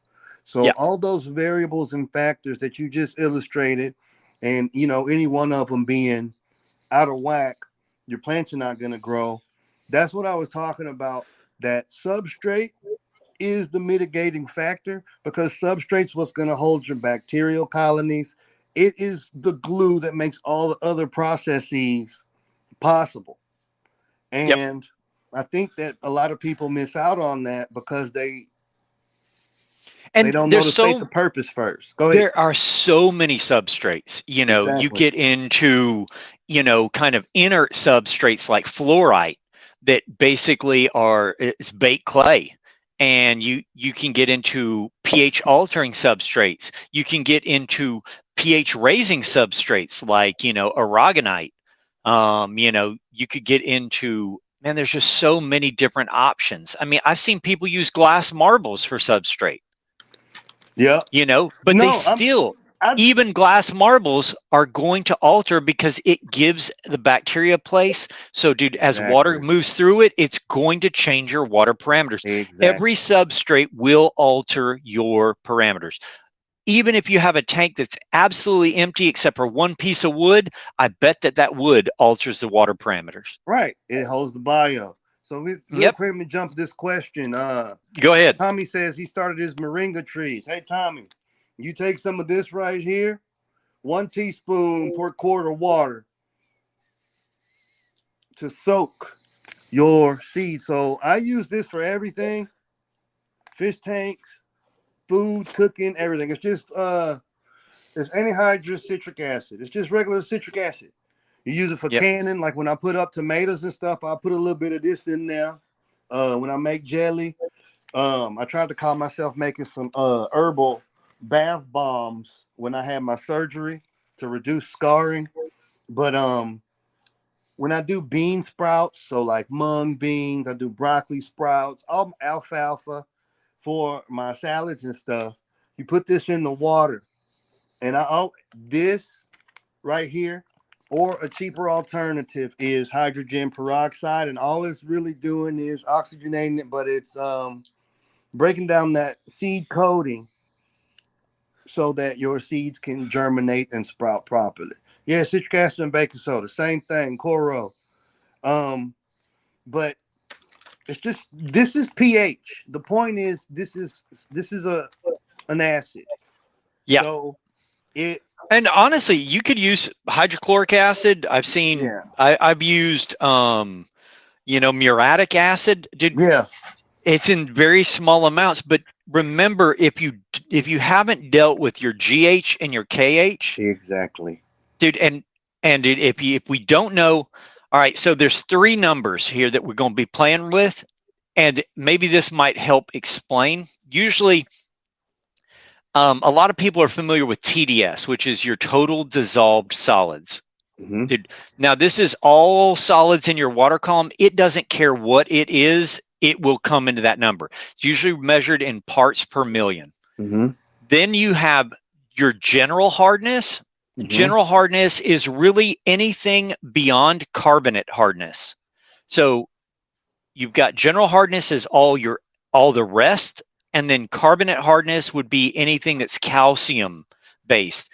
But it was done in Germany, and in Germany they don't use the C on carbonate. They actually use a K, so that's why it's usually KH.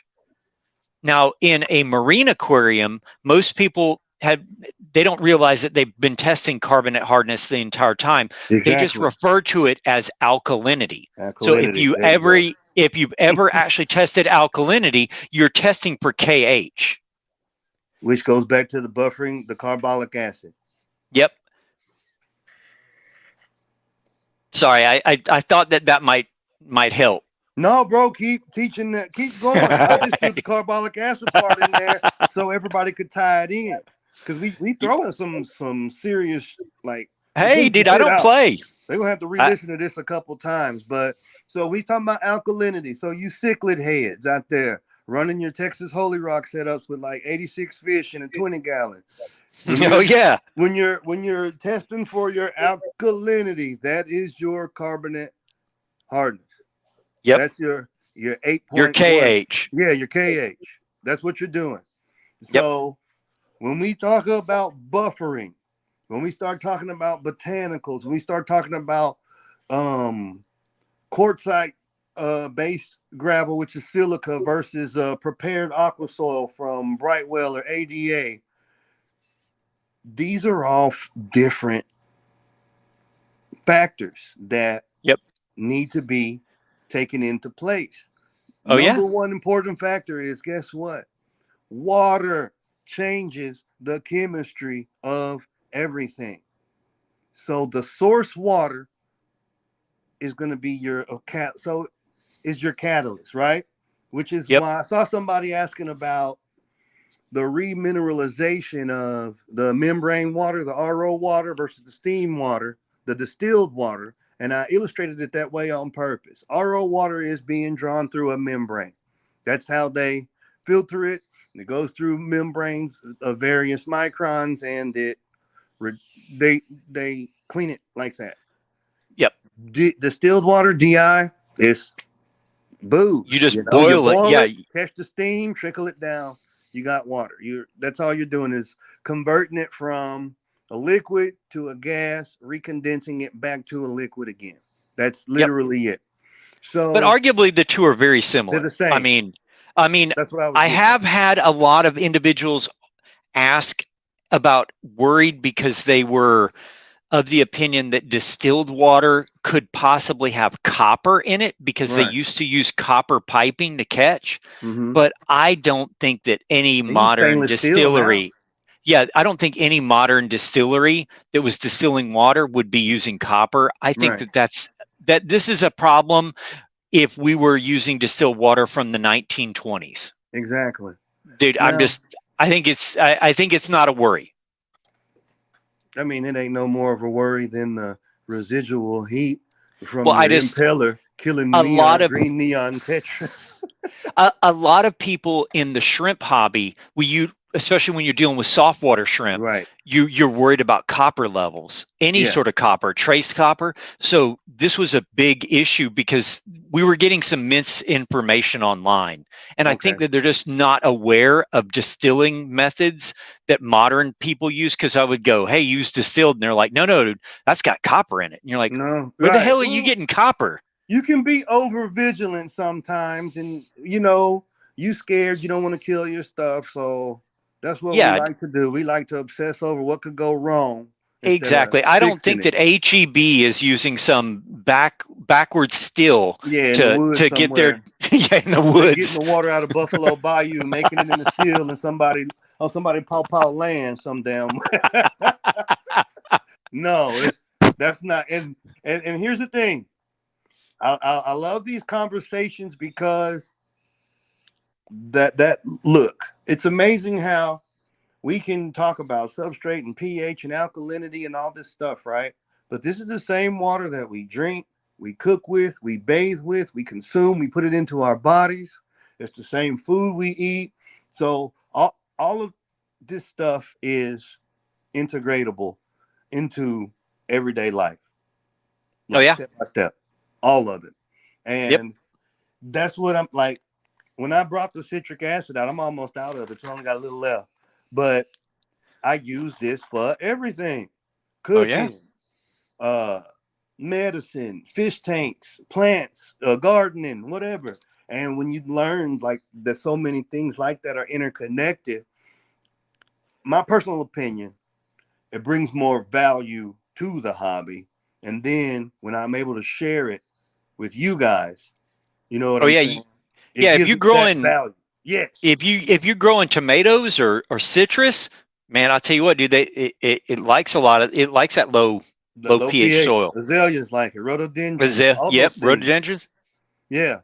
But so let's get back on the substrate, because the number one takeaway, I guess, that I want for the people to understand is there's no rules. There's no hard, fast rules when it comes to what you specifically choose to do. However, there's parameters based on the experience, the compiled experience of us as hobbyists, scientists, researchers, etc., that have contributed to this. And it's a metric, it's a guideline, it's a formula, and then you tweak it how you need to. Oh, yeah. And honestly, hey, I will tell, dude, if a low pH tank or you want to play with a deep substrate tank, right? Go into it like a scientist and actually just get your test kits that you want to have and have fun.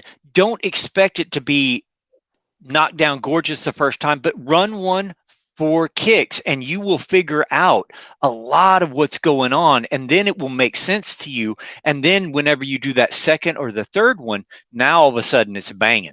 Right. Because you figured out all the little tricks. Dude, take a little 10-gallon and run a low pH tank. Dude, don't be scared. You know what? Look, the sooner somebody's gonna call you an idiot, okay? Oh yeah, And the sooner whatever, y'all get dude. over that, I get called the idiot all the time. exactly. Whatever. Because I see it on the internet, man, and everybody's like, "Well, is there something I can buy? Is there something I can do? I gotta test this. I gotta do this. I'm like, just leave it alone. With plants, just leave it alone. I'm sorry, but y'all be like getting like 2-3 YouTube videos a year from me because plants just don't grow that fast. And I'm not gonna sit up here and lie to y'all and go buy a bunch of shit and slap it in a tank, and then 6 months later I don't have it no more. Everything that I've got on my channel, since y'all seen me, I mostly still have it all. All the plants still here. Whatever the cold didn't kill, I still got it. And that's my takeaway that I want to give to the people. And it's time, it's understanding, but more importantly, it's this right here. The back and forth, the community, relying on people's experience, expertise, and then using your resources. Going on periodicals like ResearchGate, Seriously Fishy, Badman's, hard, like black and white, nuts and bolts knowledge. You know what I'm saying? Not just some cat being a company man talking about pull this in it, buy this, do that, you know, and everybody fighting and stuff. I'm not here for that. You know? So like it really is purpose based. Do you want to run a plenum? Do you not? Do you want to play with anoxic filtration, which by the way happens anyway? It's like breathing air. Or hey, salt water, you're doing it all the time. Exactly. I mean, it happens. I mean, can you specifically do a bunch of stuff to say that you ensure that it's going to happen? Absolutely, you can. But it's happening. If there's water, substrate, bacteria, and movement, it's happening. Maybe on a reduced scale, you know, more or less, but it's happening. But yeah, sometimes you don't know. You take and start mapping out on a piece of paper all your parameters, and then develop a theory about what you think is occurring, and then go back in and test to see if that is actually what's occurring. You know, a lot of times, dude, hey, you look at numbers and you go, man, that can't be right. That's got to be wrong. And you're like, wait a minute. All right, let's assume that those numbers are right. Mm-hmm. What has to be occurring? And there's only a couple answers. Exactly. That's what I love about it. It's like I like puzzles, man. So you're looking at it and it's like, wait, like I keep going to the Pantanal tank because that's the best example I got right now. I'm like, wait a minute. So I got black water. I got exactly Coro, and I just wrote that down, and I wrote down to put the links on the thing. So exactly. So I was like, I got black water. I'm running my hodgepodge, the substrate. I'm running botanicals. I'm running hardscape, organic hardscape. All of this stuff is contributing to my water quality. I was getting liquid rock out of the tap because where I was at in Virginia Beach, it was coming out of the tap at like 7, 6, I think. And I was like doing the puzzle. So based on this right here, it's got to be one of these things. Why are these plants not growing? Why did this Nymphaea zincari take over the whole damn tank and flower? But these easy growers like this Echinodorus blairy, it don't want to do nothing. Why in the hell do I come in here and I got like 2 Pristellas over here in the corner dead, a HY511, and everybody else over here cool? And then what do? You start pulling tests. I'm 0-0 across the board, big 3-0. Okay, let me dig deeper. Oh, damn. pH is looking good. I'm over here fist pumping like I'm running a 6.8. Yeah, I'm the GOAT. Okay, that's cool. Okay, let me check. Let me check the GH then. And it's like not even registering. It's like I don't have GH. I'm like, that can't be right. You Oh, know, yeah, dude. then I call you. You know, Roy, let me what the call hell's Roy, going you on? know, but we figure it out. Oh, And yeah. that's the beauty of it. Write shit down, just like the homie said. Like, for real. Oh, yeah.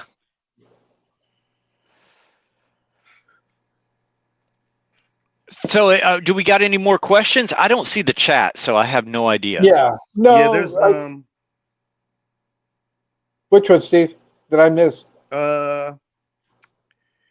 Coro had a question. He wants the links to the research stuff. Yeah. And then we were just talking about substrate being the foundation of the aquarium, but there's no hard fast rules. It's based on your intended result. What is your purpose? Like, what are you doing? Oh, yeah. And it's like, well, can you grow plants in sand or Walmart gravel versus a $65 bag of some prepared aqua soil? Oh, yeah. And then the difference is, well, it's the difference between keeping something alive versus having like a showroom floor competition. Like, what are you doing? Do you want to propagate and sell? Do you want to breed plants? You want to produce? Or do you just want to have a lush tank? Or do you just want the plants in there that stay alive and don't look up? And honestly, you know, you look at something like aqua soil, you know, you spend $100 on, you know, aqua soil for your tank, and you dump in tap water that's 8.2, and that aqua soil will buffer it down, but it's fighting a losing battle. Exactly. That aqua soil is going to get exhausted in about maybe 6 months. I was going to say 6 months. Maybe it survives that long, depending on how much water you're changing. But dude, if you had gone back with a mineralized RO at a GH of 1 and a KH of 2, that might last 4 years. Right. Because you're not fighting that huge alkalinity that, you know, it's trying to war with. I mean, remember that your acids and bases, I mean, at some point, dude, that little bit of aqua soil, how much acid do you think it's got in it? Right. Dude, it can only work for so long. Exactly. So I guess that answers another question. There was a guy had a question on live stream talking about the pH, the buffering capacity of certain substrates. And that's a good point that you bring up, is knowing what water you're putting into it. Oh, yeah. Because people will argue you tooth and nail, and then they go start buying all this stuff. And I'm like, stop. What kind of substrate are you running? Like pH up, pH down? Leave that shit on the shelf at the store. You got to go to the literal foundation of your aquarium. What's the foundation of an aquarium? Rocks and water. What kind of water you got going in there from the inception? What kind of rocks you got down there in the bottom? Once you know those two things, that gives you a whole lot of wiggle room of what you need to narrow down that could be wrong. It just cuts out all that guesswork. I think what happens is people fixate on that one thing. Well, I got the pool filter sand in here.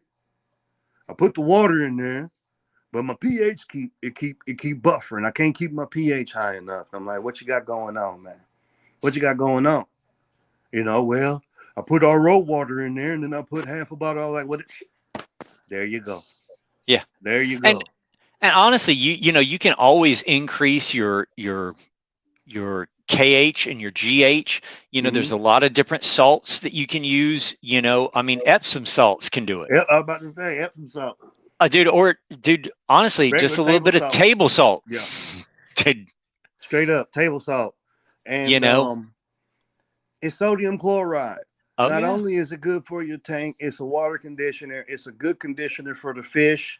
It helps with what is that, electrolysis? Like, it helps with them processing electrolytes, which is another ion. It's ion exchange. It messes with the ion exchange. And it is a trace element for plants. Epsom salt is magnesium. And I've even seen people put in like they go to the pet store and they'll buy those little pieces of cuttle bone for birds. Yeah. And they'll put that in there. Yes. Snail shells can Oyster actually, shells. yeah, any sort And of me and mollusk Watts were shell. talking about this. I was telling a couple people, I was like, look, man, you know, they're breeding some of these specific fish, man, and your shrimp too. I was like, your calcium's all fucked off, man. Yep. Go put some oyster shell. Go to the feed store or go to the pet store where they got birds and buy you a bag of that grit, that ground oyster shell. Put you a little bit of that in there, or go get you one of them cuttle bones, like you said, and you ain't got to put the whole thing in there. Nope. That's good luck trying, but you can bust it with the hammer. You're gonna need a sledge, at least a 3-pounder. Seriously, and put it in a bag or something so you don't break a window. But Oh yeah. and put that in there, and you will be amazed that the plant's gonna boost up, but your fish, your cichlids, they're gonna start breeding like crazy. Your shrimp are gonna be a lot more viable too. I always throw a little piece of oyster shell in my aquariums that I'm trying to do something in. And it's just trace elements. But yeah, that's another thing that a lot of people, I don't know how they miss out on it, or maybe they're scared to do it. Yeah, I don't know. You know, dude, honestly, I was dosing iodide in my shrimp tanks, and it would always kind of get them hyped. I think that iodine is something that's It's necessary. It's necessary for shrimp, especially crustaceans. But you know, I was just dosing a tiny trace amount of marine grade iodide, and I mean, honestly, that $10 bottle lasted me, oh man, probably 10, 15 years. Well, they need it. The crustaceans, they need iodine. Yep. And yeah, that's the reason that if you have an iodine sensitivity, you can't be eating shrimp. Exactly. I was just about to say, most people that's allergic to seafood, they really allergic to iodine. They're sensitive to iodine, which is way more free available and abundant in salt water, because salt water dissolves minerals way more than fresh water. So, it foundation. Oh yeah, George, what you got? Because we're running kind of long. We nothing. I mean, we went down a rabbit hole. I just think that that this was great that we were having these conversations. I know. There's other topics that we need to revisit, and we'd love to have Roy on so that we can get this in-depth, breakdown of some of the stuff that we've already talked about, especially when it's just been me and you. And but yeah, no, I mean, I think we've met our objective today, which was expanding on the substrate deal, and I think. I've seen a lot of the comments. I think I'm myself in that same category that I got to go rewatch this, and because there was so much information put out there, which is good. I mean, this is what sometimes it's hard to find is these streams where you're actually talking about topics that are that is just not other stuff. So right. Oh yeah. Look, I appreciate it, man. Like, we're gonna keep doing this. Oh yeah. And this is the best way to Whoa. I think we lost Steve. No, I was getting a call. This is the best way to dispel, the arguing, the poor little girls getting picked on in the Facebook groups, the kids, the people being intimidated. We just talk about it then and we're going to give some resources. I'll figure out how to get those links on the comments, pin them. And this is how we can do it. Because social media is good. We just got to use it responsibly. And honestly, if you want to know what me and Steve talk about when Steve calls up with a problem, or I call Steve with a problem, this is what we talk about. Yeah. But it's a lot of rabbit holes. Yeah, I mean, if we ain't talking about family, we talking about a rabbit hole of fish. It's like the kids, the old lady good, yep, kids good, yep. Man, I have this damn thing in here and then it's done. Yep. Off to the races. I agree with Roy, that is true. These are the conversations that are had anytime you talk to Steve. I mean, it's you'll do the cordial stuff, but then once you get dug into whatever topic it is, be prepared because you're going to be sitting there for quite a bit. It's a rabbit hole, and that's not a good. That's not a bad thing either. No. It's not, And we're actually talking about like real things that you can measure and you actually get answers that you need. This isn't, hey, dude, my uncle said that you swipe a chicken, twice across the tank and dude, it fixes it. Well, dude, why does that work? Dude, I don't care that it works. Dude, I just want to know why. Exactly. That's me. I don't give a damn I want to know why. Why does that work? Put 3 drops of gas in there and put a lima bean in it and shake it. Yeah, dude. Yeah, dude. All right, dude. Well, what is actually occurring and what is our chemistry that we can follow? Exactly. Dude. Oh, yeah. I'm looking at the comments. Everybody's putting their water parameters up. But this is fun stuff, y'all. And I keep going back to sustainability because, look, when I put that hashtag up there, F them polar bears, look, I'm not stupid. And is it facetious? In a sense, it is facetious, but I really do have something against polar bears as an animal. But what I'm saying is, the more you know as an individual, the more you take the responsibility to educate yourself, consume as much media as possible. Then you use your discernment. Then you reach out and you measure that with your personal experiences and with the experiences of peers you trust. That's how you make better decisions in life, period. So the same way we can have all these arguments and shit about a plenum versus not a plenum versus a filter versus not a filter versus dirt in the cap versus, $8,000 worth of ADA. It's life too. It's everything. Like, have you guys, who measures the solar system? Who started counting polar bears? Read is what I'm saying.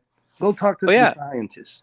And sometimes, man, you'd be surprised. Like, sometimes you'll find that the other people have the same weird problem, and eventually we do come up with a consensus answer. You look at exactly. you take a little 10-gallon and you set it up real nice, and you've got a nice little Southeast Asian biotope, and you put a chaka catfish in there, chaka, the frogmouth cat. That's my Eleanor. It ain't happening. Now, one thing that a whole bunch of people noticed, their pH was really low in that tank.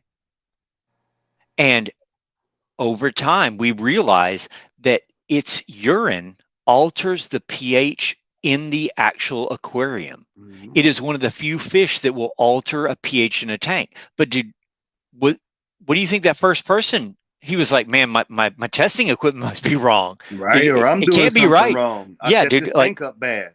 Yeah, dude, something's wrong. And dude, eventually it's come out that literally that one fish can alter the pH in your tank. Asian frogmouth catfish. It's a beautiful fish. Oh yeah, they're pretty. Beautiful fish. That's my Eleanor, man. Like, I'm not spending money on this fish. So Eleanor, if y'all seen that movie where they stole the damn Shelby Cobra Mustang, that was Nicolas Cage's like dream car. Like, I'll shoot you in the face for this car. He called it his Eleanor. So that's why I always say that's my Eleanor plant. That's my Eleanor fish. Because I don't say bucket list. That's so stupid. I'm going to do what I want anyway.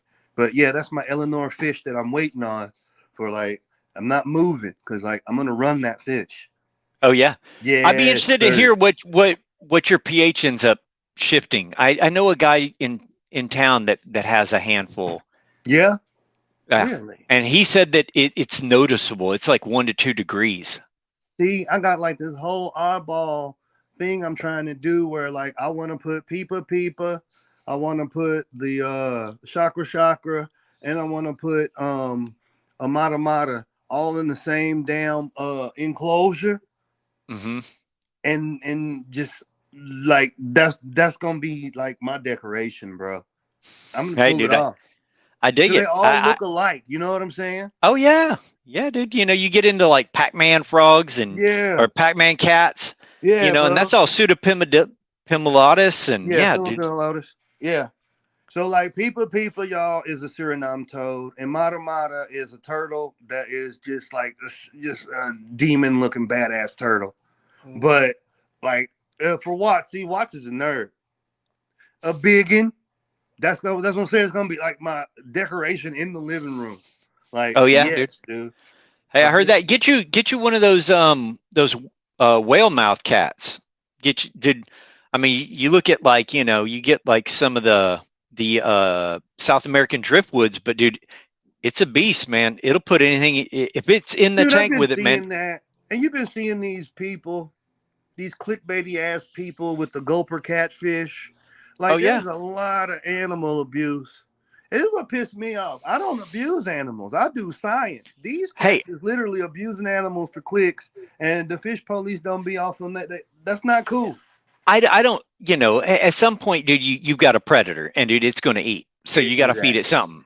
But hey, but I mean, I've seen enough Exodon tanks that I can appreciate just devouring a fish by scale. But at some point, are you wanting to keep the fish and really replicate it and appreciate its glory, or are you just using it to get a whole bunch of clicks and likes? That's what just because it's gory, and that ain't cool. That ain't cool. Speaking of another scale eater in the same family is the Buenos Aires. A lot of people don't know those things evolved to eat scales. Oh yeah, they eat scales. Oh yeah, and there's a Tanganyikan that you occasionally see that's literally just a scale eater. The Chinese algae eaters do it too when they get to adult phase. Like, they will suck the slime coat off of a gold. Like, don't put them with goldfish. No, like your big ornamentals, they'll kill them. And same with the Cambodian Gara, which is another one that oftentimes gets mixed up. Well, with that's that pedicure fish that they're selling for. It's illegal now, I heard. No, that's the Gara rufa. That's but the Gara rufa? The rufa. This is Gara cambodiensis, and it looks a lot like a Chinese algae eater. It gets mixed up with Chinese algae eaters, Siamese algae eaters, and the Cambodian Gara. They all look almost identical. It's weird, but it's cool. They're cyprinids now, yeah? Yeah, they're all cyprinids. So I mean, and they're also kind of loosely related to that shark group. So you've got like a lot of the red-tailed sharks and the flying foxes. The rainbows. Yeah, the flying fox is one of my personal faves. See how we go down these rabbit holes, y'all?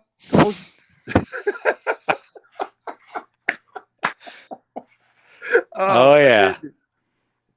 Look, see, but Corey Dory says she has a Cynodont, a Euthryptus or a Eutheris.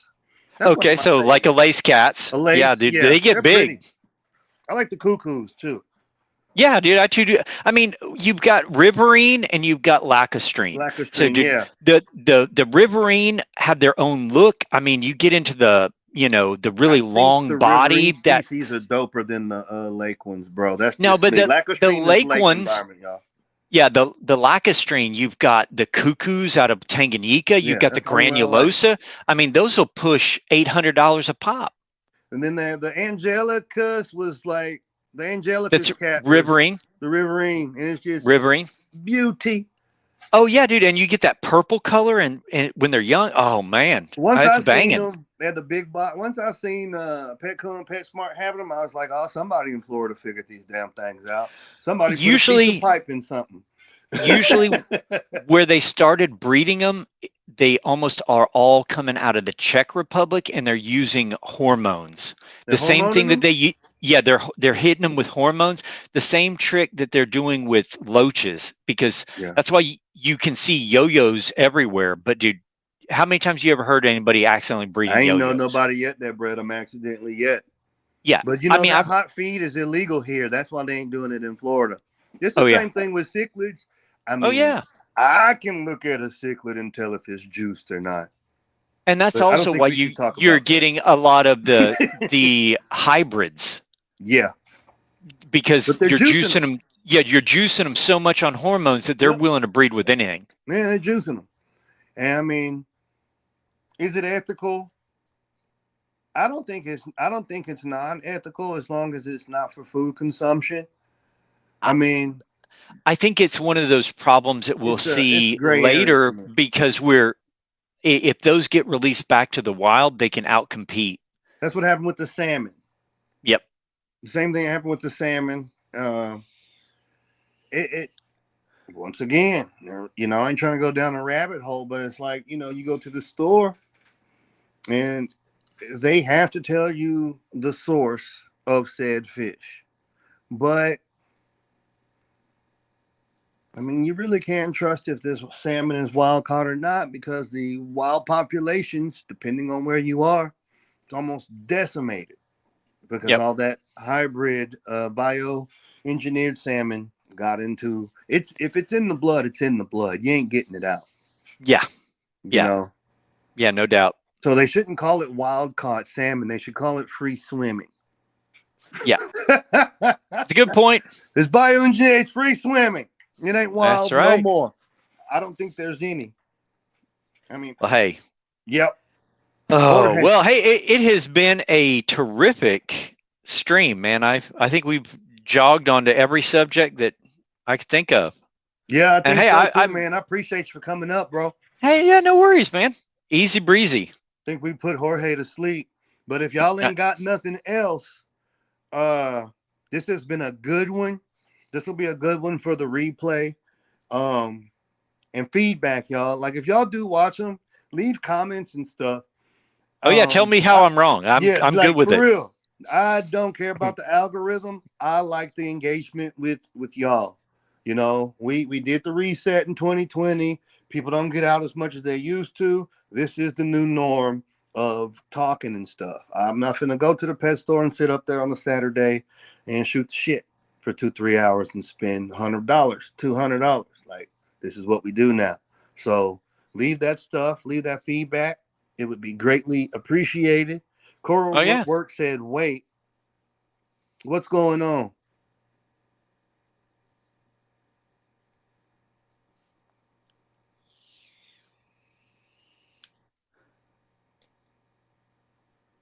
I don't know. Well, he said, wait, but George, if you got anything, you muted yourself. Okay.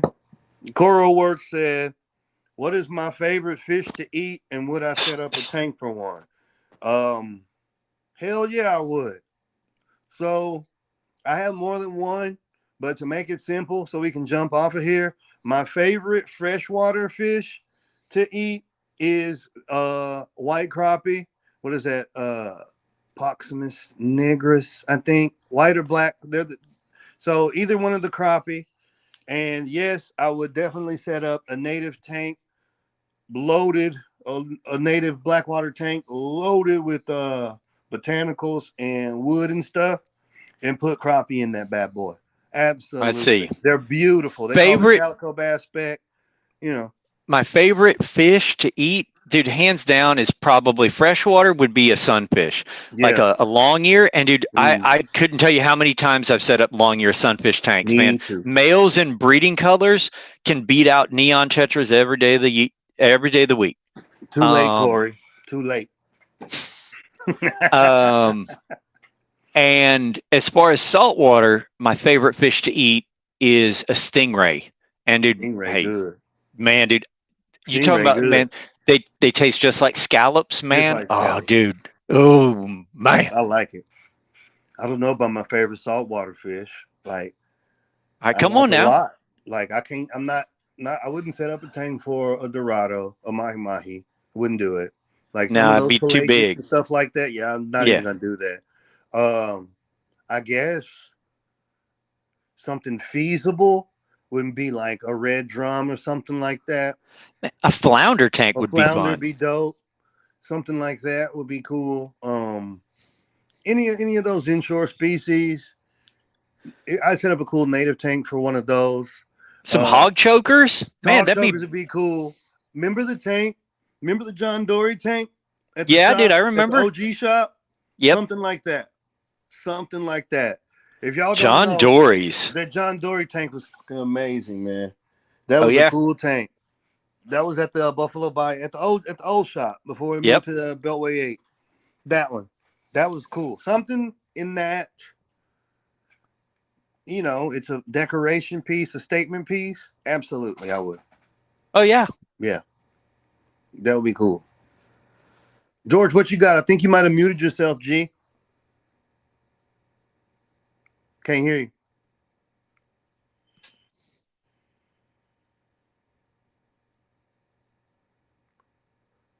Yeah, I'm not hearing George. Yeah, I'm not hearing you, bro. How about now? Yep. Yeah. Yeah, no, it's because I took out my lavalier mic. No, I guess it's freshwater fish. I'm one of those weirdos. I haven't really had a whole bunch of freshwater fish. I've never had bass. I've had catfish, and I know I don't like it.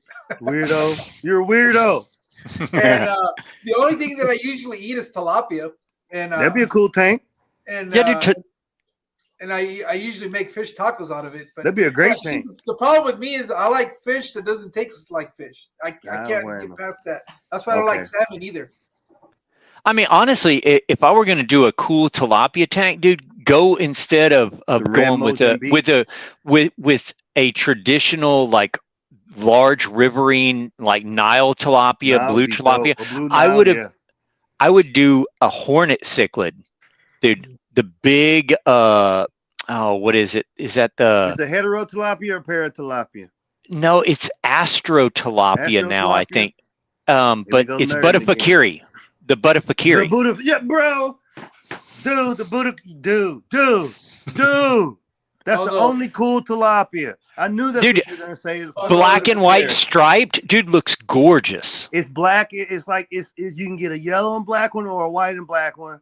They call them hornets. I call it Buddha coffee because I can't pronounce the shit. But everybody done seen them. Look, there's a few. You shouldn't have did this shit with that question, Coro. I already answered, so shut up. No, look, dude. With the tilapia, there's some cool tilapia that actually look cool. So the Starry Night, that's a tilapia, bro. Polonize a damn tilapia. The Buddha coffee is a tilapia. There's a blue tilapia. I mean, when we're talking actually tilapia just means a cichlid from Africa. Basically. That's all it is, dude. So every cichlid in Africa is tilapia. Dude, look at the frontosa. It's sipho tilapia. Yep. Exactly. Look, everybody talking shit, but y'all enjoying it though. Y'all don't like us, but y'all want to be like us. I've dealt with that before. Yo, homie. Steve got that big old head. Y'all don't want to be, can't stand us. Cultural appropriation. That's what it is. Everybody want to be a nerd. I don't know where we're going with that, but okay. I'm saying everybody want to be a nerd till we get to being nerds. Anyway. But I definitely, hey, Jorge, if you've never actually checked out some Buddha-fakiris, dude, that's a cichlid, a tilapia to look into. Yeah. Or the other one would have been discus. Because I hear those are a delicacy down in South America. So hey, I heard honestly, you can't even gut and gill them, man. You just fry it. You roast them over with a stick, and dude, eat them just like that. Bro, I know. Akara tastes good. I ate Akara. I ate black Akara. It's delicious. I know down here in on the border down here where I live, we like to deep fry fish, and it's I want to say that they're little. Oh, I've even looked at. They call it mojarra. Mojarra, yeah. Yeah, and it's a little. It's a little like a Texas cichlid, right? I don't know. Like a Texas I think it's a sunfish. I think that's what it is. Yeah, I think it's sunfish. And it's what you said. You like just little bluegills. Yeah. You just gut it out and deep fry the whole thing. That's how you eat it. Eat bones and all. It just gets so crispy that you just eat it entirely. But that would be the if I had to eat a fish, I guess that would have been it, the tilapia. Hey, what about saltwater? Good choice. So, but I just want to say thank you guys for being here with us. Again, we'll see you guys in about a couple of weeks, and we'll try to figure out what do we want to do for that day. Any ideas, Steve? I got a bunch. I always have ideas. You know what I got going on, like grinding wise. But yeah, We can definitely start diving into some of these more honed in biological Well, I'll concepts. tell you what. Since we kind of brushed over it, maybe it's worth to revisit and let's do tannins, water, and black water. Yeah, or have you guys touched on lighting, like breaking down like the Kelvin spectrum and like how to actually set photo periods That'd be great and to do. intensity? Yeah, because you know what? We are kind of theming this along the lines of plants moss now because of the grow in and this and this. So light would be good. And I mean, hey, that's a parameter that you can control and manipulate. Yeah. Well, because I was fixated on black water, and then you brought up lighting, and you and I both have experimented with growing plants, black water, and lighting, and we had to mitigate a certain spectrum that gets fucking deleted when you have zero visibility in water. Yep. Of an inch. Like, yeah. So we could definitely talk about both in the same time, but focus on lighting. Hey, I was just pitching Perfect. ideas. See, this is how it happens. That's a good one. And also it's kind of contentious because you get a lot of people that get married to a particular brand and they swear that's the only light that'll ever work. And because they don't know that Kelvin is color temperature. Well, yeah, and what is color temperature and where does that even come from? Exactly.